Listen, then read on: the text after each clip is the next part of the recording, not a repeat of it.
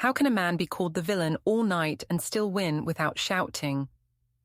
What happens when I brag about his own birthday, but he answers with folders, quiet notes, and one court paper in a crowded lobby? Can a calm plan end a loud story in 1 minute? Before we dive deeper into this story, I have one small request. Please subscribe, drop a like, comment, and hit that hype button to boost this channel so more people can discover these incredible stories. I'm Morrigan Vale, 31, and I say I only tell the truth louder than other people. I work in payroll, I know numbers and timing, and I like clean lines more than clean hands. On my husband's birthday, I lifted a glass and said I still sleep with my ex sometimes. I called it maintenance. I said honesty keeps a marriage healthy. I told myself the room laughed because I was brave. Adrian, my husband, did not. He asked later if still meant now. I said, timelines are fake when hearts are real. He said trust needs dates.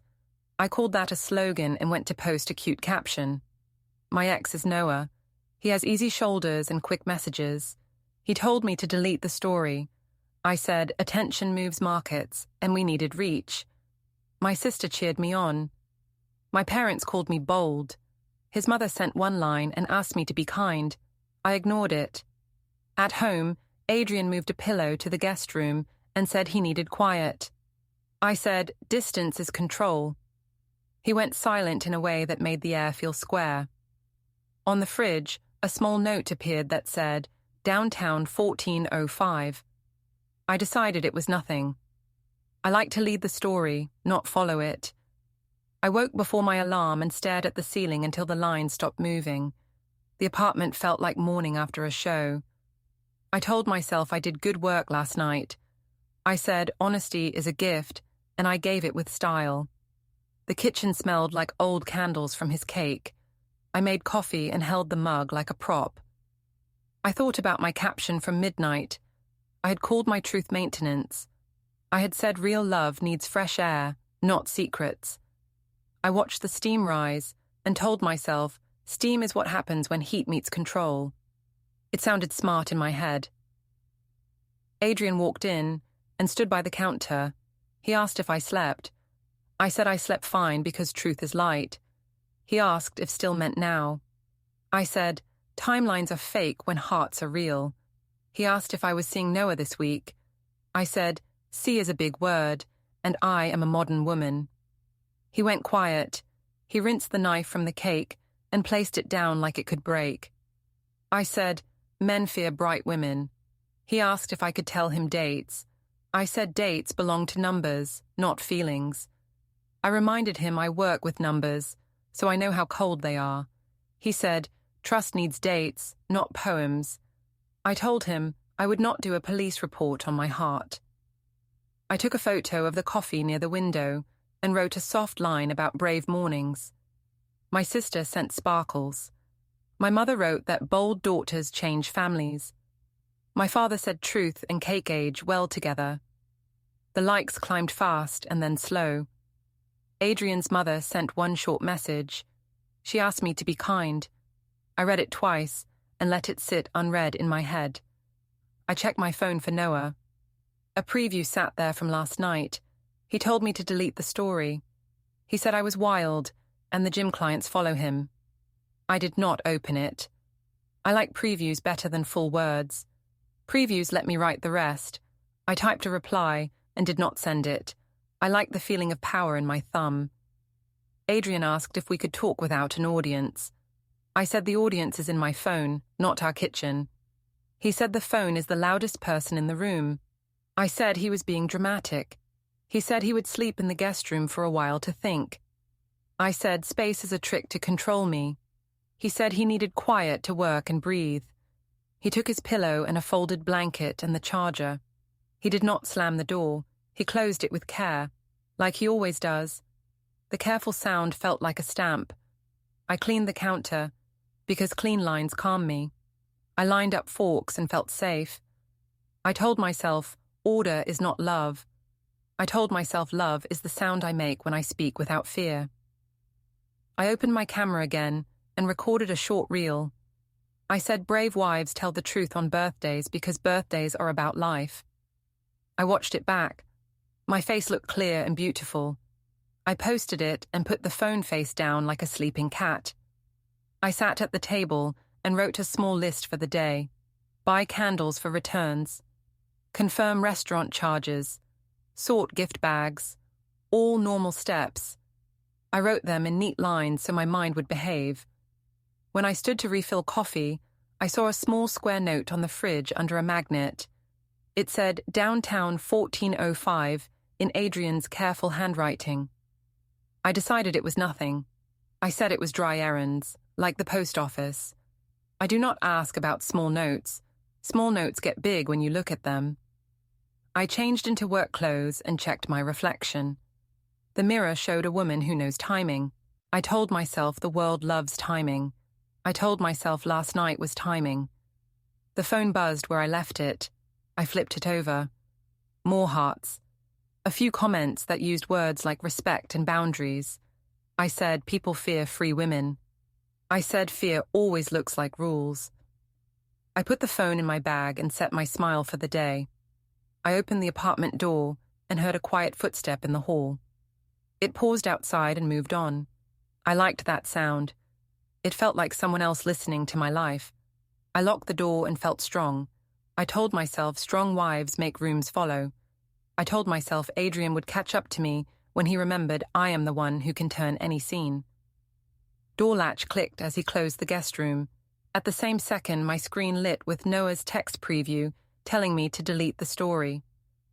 The office hummed under bright lights and low printer noise. I walked in with a neat blazer and a high bun because a high bun says order. I placed my bag and adjusted my keyboard. People looked up with that careful smile people use when they read comments before breakfast. I said good morning with the same tone I use for payday emails. A coworker asked how the birthday went. I said the party was perfect and the truth was even better. She said she saw a clip. I said the internet loves drama and then forgets it by lunch. She laughed too hard and walked away. I started the payroll batch and let the software do its slow dance. Numbers moved like a train. Numbers always move if you tell them where to go. I liked that. I typed a small line to my sister about making another reel at lunch. She said I should add a filter and a line about courage. I said courage is my default.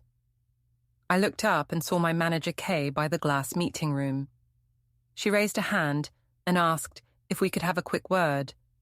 She always says quick word, like it is a friendly umbrella. In the small HR nook, Kay asked if I was okay. I said I was fine and on time. She asked if I was aware of the birthday live stream. I said yes, and I called it edgy transparency. She said the company likes boring posts during client weeks. I said boring is not my brand. She mentioned a tagged patio photo with Noah. She said the angle was not kind. I said the angle was a lie. She said optics matter because clients hire trust, not noise. I said my truth is not noise. She asked me to please keep personal posts clean until next week. I nodded. I did not agree. I nodded. Nods keep jobs. I returned to my desk and found 2 new DMs. One was from a friend who said I was brave. One was from a stranger who said I was cruel. I liked the brave and ignored the cruel. I opened the payroll batch again. It asked me to confirm dates. Dates. The screen wanted what Adrian wanted. I clicked confirm and felt a pinch in my chest anyway. At lunch, I took a walk and filmed a small clip by a glass wall. I said, honest women keep hearts healthy. I said lies make mold. I said the plan was to breathe big. I posted it. It got 3 hearts in 1 minute. Then the count slowed. I told myself the algorithm liked naps. In the reflection, I saw my own shoulders set back like armor. It looked good. I kept walking. On my way back to the office, a notification slid across my screen. It was a new calendar block from Kay. It said quick word Tuesday. The subject line had no details. The blank space felt loud. I told myself it was coaching, not warning.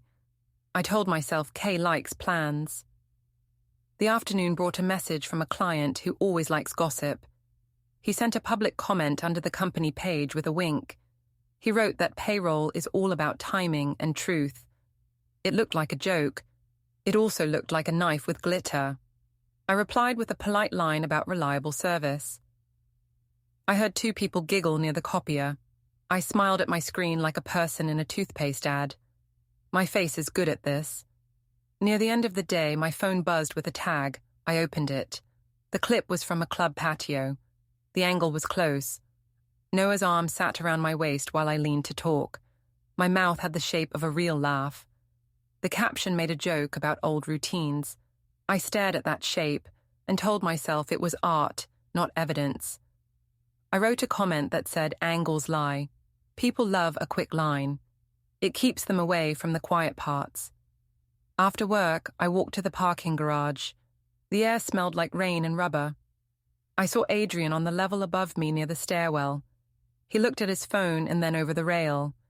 He lifted a hand in a small hello. I lifted one back. He did not come down. He did not make a scene. He turned and walked away at the same steady pace he uses for every hallway in his life. I stood by my car and felt the concrete hold me up like a wall. On the drive home, I dictated a note to myself. I said I would make a longer reel about why maintenance is not cheating. I said I would compare it to oil in a car. People like car lines. They feel smart and simple. I practiced the words at red lights. I sounded calm and sure. I believed myself for 3 blocks. The apartment hallway smelled like someone's soup again. Inside, the entry table was clean. A folder sat there with crisp letters. It said household. I opened it and found copies of bills and due dates in pencil circles. I told myself he was turning a marriage into a spreadsheet. I told myself spreadsheets are weapons for small men. I closed the folder and placed it back. The fridge note still said, Downtown 1405. The ink looked patient. I told myself the note wanted a fight and would not get one. I made pasta and a post. The post said, Calm wives are kind even when crowds are loud. It got 10 hearts in 5 minutes and then no more. I ate 2 bites and pushed the plate away. I checked my DMs. One from Noah sat unread. He had written again. He said clients follow him and I should stop naming types of nights. I did not open it. I did not want real words to replace my script. I walked to the guest room door and listened. I heard a page turn. I heard nothing else. I went to the balcony to record one more try. I said silence is a cage when used wrong and a hug when used right. I said I choose the hug. A bus hissed on the street and stole my last word. I watched the clip and deleted it. I like to keep my feed sharp. I like to keep the edges clean. I came back in and set my phone on the counter. The screen lit with a new tag from the patio, closer than the last one. Noah's arm looked like it belonged there. I told myself a camera can lie even when it is honest. I told myself people will believe me if I keep the tone steady. I told myself tone is law when you use it right. Manager asked for a quick word and put it on my calendar, while a new tag showed Noah's arm around me on the patio. In the garage, I saw Adrian across the lanes, still and quiet. I chose the rooftop because city lights make hard lines look soft. The elevator opened to glass and wind, and a slow song that was only air. My sister said the night wanted a speech. I said the night would get one. She waved 2 friends over and told them I was the brave birthday wife. They clapped like a warm-up act. I walked to the rail and leaned the way cameras like. The skyline did the rest. A server asked if we were celebrating anything special. I said we were celebrating honesty. The word made him smile in a careful way. People at the next table had phones up with small red lights. I did not mind. I felt tall with those red eyes on me. I rehearsed a little in my head. I would call the confession art, not harm. I would say tension needs air. I would say maintenance keeps a heart from rust. I told myself metaphors make crowds agree, even when they do not follow. My sister said the short reel at lunch was climbing. She said comments were split, but saves were good. I said reach matters more than agreement. She nodded as if I had given her a rule. Noah texted a short line that said he was near for a minute. I told him he could pass by and then leave. I wanted the crowd to see civilized people in one frame. He arrived with a jacket over his shoulder. He asked if I was okay. I said I was shaping noise into message. He said message can burn the sender first. I said I am heatproof. He looked past me at the buildings like they were safer to speak to. I raised my glass and tapped it with a ring. A small circle formed like metal around a magnet. I said birthdays are for truth and clean air. I said I still saw my ex because history is a tool when used well. I said I kept the marriage healthy with honesty. The cheer came, then thinned, like cloth pulled too tight. My sister clapped harder to fill the space. A woman near the heaters whispered to a friend and did not smile. I called that envy in my head and moved on. Someone asked if Adrian knew the plan. I said we share in the right ways and do private work off stage. A man asked if still meant now. I said timelines are for taxes, not hearts. Laughter came from the people who like lines that sound like rules. I told myself the laughter meant I was right. Noah checked his watch. He said he had an early start. He told me to breathe and then step back through the crowd. His exit felt fast and light, like a door that never learned to creak. I doubled down because exits make me loud. I said marriages rot when fear runs the house. I said maintenance is better than mildew. Phones rose higher. A red light blinked near my face. I spoke about modern love and clean choices. I said silence is the worst lie. The word lie made the wind feel colder for a second. I ignored that feeling. My sister told the server we needed another round to toast growth. The server smiled and went to the bar like a person escaping a story. Across the rail, a group from a birthday table started a chant. They called for a speech again, louder this time. The chant rubbed against my ribs and made me taller. I lifted my glass. I said a brave wife can tell the truth on a birthday and still be kind. I said a quiet husband can learn from a bright woman. I said vows are stronger when air moves through them. The cheer returned. A camera flash popped. The red recording light stayed. I watched it like a friend and a trap at once. When the chant faded, I sent Adrian a soft text. I wrote that we could talk later if he wanted. I added a small heart because screens read images better than nuance. The message showed delivered and then rested. I told my sister that calm texts are tools. She said calm texts look like guilt if you miss the tone. I said I never miss tone. We moved to the smoking patio for better sound. I said I would take 2 more questions and then go. The first question came from a girl with a notebook. She asked if I worried about damage. I said growth is a bruise before it becomes a muscle. She looked down and wrote. The second question was from a man who had kept his jacket on. He asked if I had told the truth, because I wanted help, or because I wanted eyes. I said I wanted health, and that eyes are byproducts. He nodded like a person who does not buy but respects the display. I ended the night with a short live. I said we were well and modern. I said fear hates light, and love is made of windows. The live caught my good side, and one slow blink that made me look wise. I saved it. The count rose, 12, then 20, then drift. I told my sister the algorithm naps after 10. She said the city naps after midnight. Back at the apartment, the entry table looked neat on purpose. The household folder sat where I left it. I tapped the edge so I would feel sturdier than paper. The kitchen was dark, except for the glow from the fridge note. The note said, Downtown 1405 in his careful hand. I stood in the quiet and imagined a boring appointment, a haircut, a form, a dry errand. I liked that picture. It kept the night mine. I washed my face and checked my DMs. One stranger wrote a clear line that said, I sounded proud about hurting someone. I ignored it. Another said I gave them hope. I liked that one. Adrian did not text back. I walked to the guest room door and listened. I heard a slow page turn and then nothing. I pressed my forehead to the cool wood because wood knows how to stay silent without shrinking. The crowd chanted for a toast while a camera flash popped and a red recording light blinked. Later, the quiet note, "Downtown 1405, glowed on the fridge. The family restaurant was bright and sticky in the way of birthday places. Balloons leaned. A plastic banner announced joy with too many letters. I came early to pick the seat across from Adrian, so I could read his face like a clock. He arrived with his parents. He pulled out a chair for his mother and sat with steady hands. He asked if the drive was easy. I said it was fine. He said he would drink water tonight. I said water can be a message. He said he was thirsty.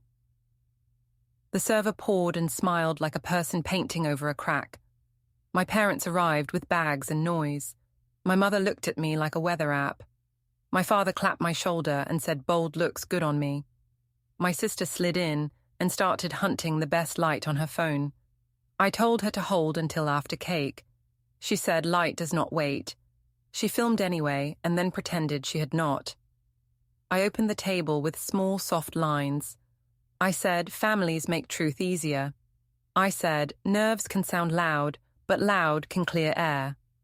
I said the marriage was strong because it was honest. I watched Adrian's mother for a reaction. She asked the server for lemon and then looked at the cutlery. Adrian thanked the busser, who refilled water. He looked at the napkin when he folded it, not at me. Food arrived. The birthday song came out too early and tripped on itself. We laughed, because that is the rule in rooms like this. I decided to use the laugh as a bridge. I raised my fork and said I had protected our union by choosing fresh air. I said last night was closure. I said I gave truth as a gift. The words left my mouth clean and felt like a small edge when they hit the table. A child cousin climbed onto a chair with a paper crown. She asked if I still sleep with my ex now that I am married. The room stopped, like a plug had been pulled. Forks paused. The pop song from the speakers kept spinning, as if it had not been told. I tried to catch a friendly phrase and found only air. The child asked if the husband knew. The questions were sharp and clear, like morning light. Adrian spoke in a gentle tone.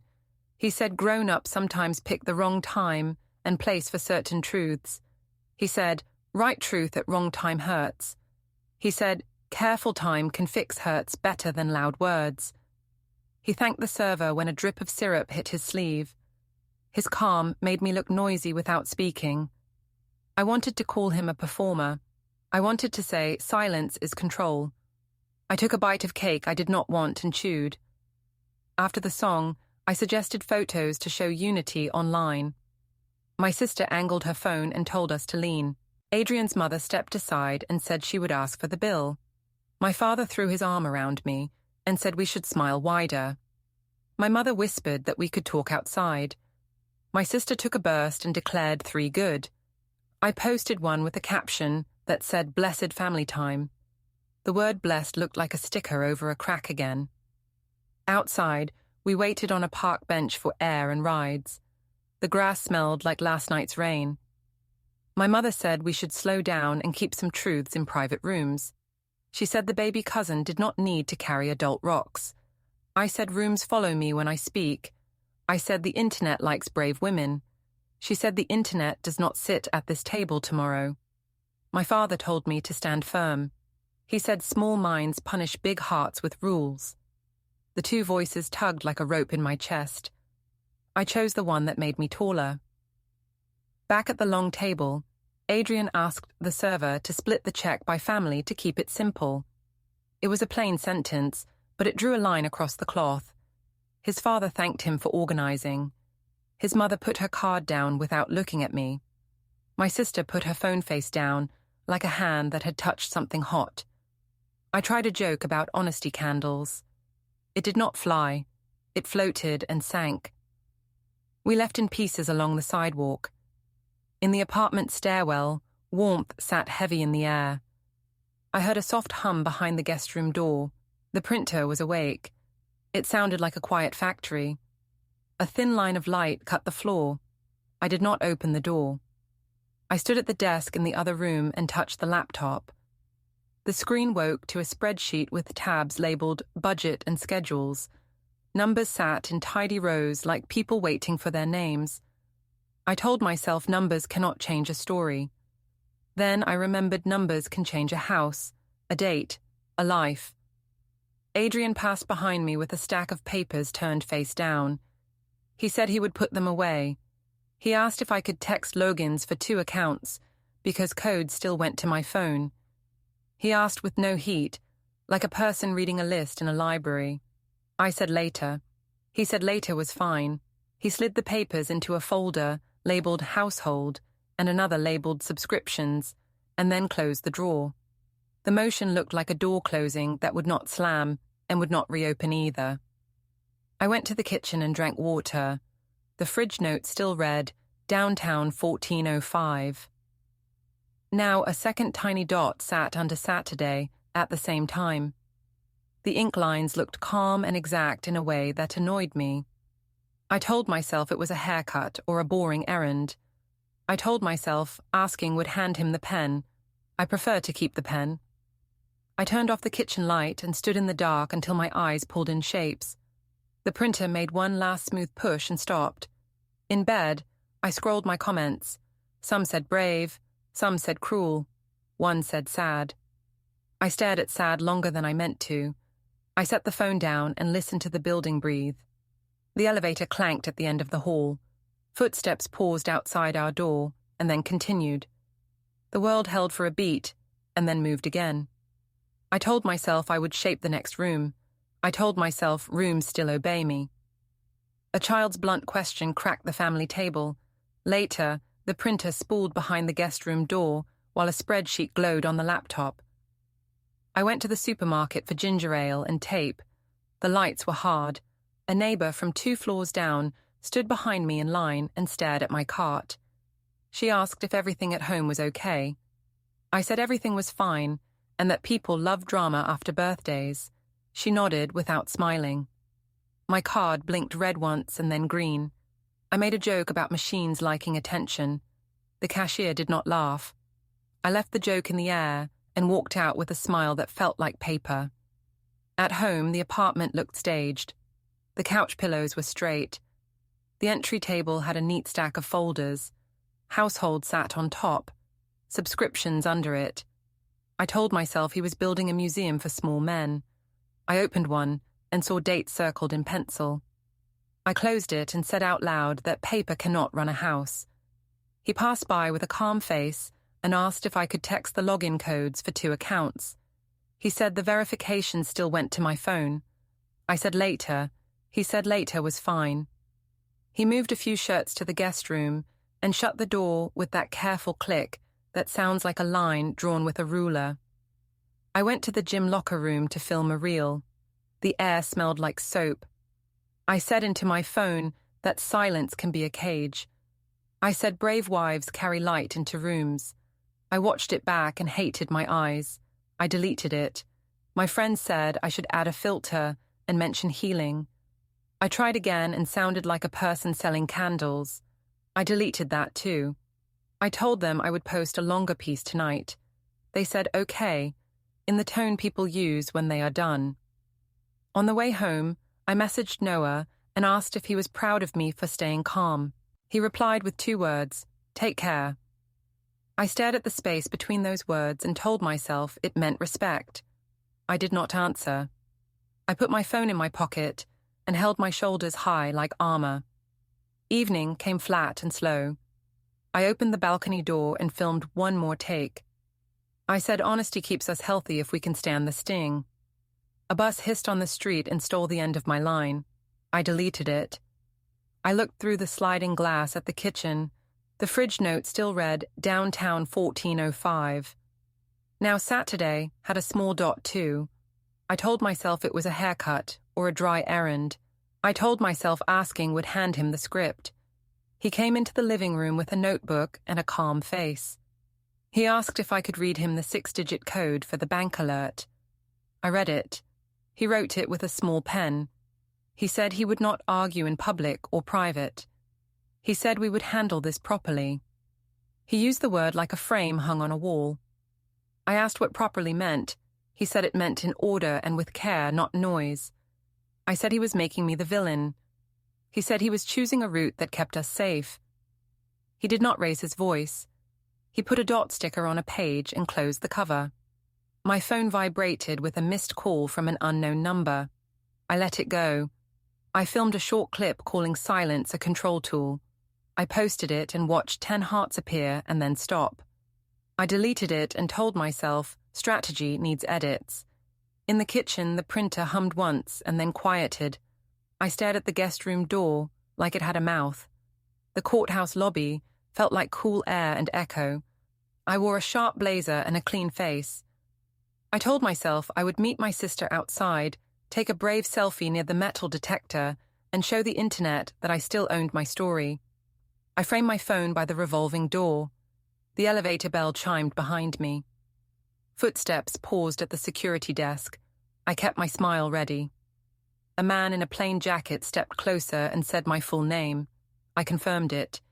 He asked me to state my date of birth. I did. He said he was delivering documents in a lawful manner. He placed a sealed packet into my hands. His arm stayed at his sides. His voice was even. The guard watched with his elbows on the counter like he had seen this often. I said this felt like harassment. The guard said service in a public lobby was permitted. I opened the packet because my fingers moved before my mind. The first page said, "Petition for dissolution in quiet type." Under that were temporary financial and possession orders, listed like clean shelves, access windows for the apartment, who held which account, how to handle joint bills until further decisions, a note about respectful contact. There was no heat on the page, just rails. The words did not accuse. They arranged. I said I needed to call my husband. I pressed Adrian's name. The phone rang once and dropped to voicemail with his old polite message. I looked up at the glass. Across the plaza, he walked by without looking in. He did not hurry. He did not slow down. He moved like a person who had chosen a map and was following it. May stood far off near the benches, hands folded. She did not wave. I lifted my phone to film a story about legal bullying and cold hearts. My hand shook and caught the ceiling strip lights and a corner of the security sign. I stopped recording. A stroller wheel squeaked somewhere near the door. The elevator bell chimed again. Someone laughed at the coffee kiosk. The lobby camera blinked its red dot like a small eye. I read the orders again, because reading is easier than feeling. Access windows. Account control during process. Clear steps for removing my posts about him until the petition settled. No, that line was not there. My mind added it. The papers did not care about my reels. They cared about water, rent, keys, time. My sister texted that she was stuck at the crosswalk and asked where I was. I typed that I was fine and then erased it. I typed that I would meet her outside and erased that too. I looked down at the packet and felt the thin weight like a book with no pictures. I told myself a caption could still fix a frame. The caption in my head found no screen. Through the glass, Adrian reached the steps and turned the corner. He kept moving. He did not look back at the lobby. He did not gloat. He chose his steps and took them. I pressed call again. The phone showed one ring and then silence. The guard glanced up once and then away. I remembered the birthday toast and the rooftop laugh, and the way a child asked if I still slept with my ex. I remembered how Adrian had asked for dates, and I handed him lines. I remembered the folder labeled household, the pencil circles around due dates, the quiet printer, the note downtown 1405. I understood those were not traps, they were tracks. My mouth felt dry and square. The process server nodded to me and said service was complete. He stepped back. The lobby hummed. The metal detector beeped for someone else. I held the packet and tried to think of a way to stand that looked like victory. The air did not change for me. It stayed cool and exact. Don't forget to hit like, subscribe, and turn on the bell so you don't miss the next story. Write in the comments from which city you are watching.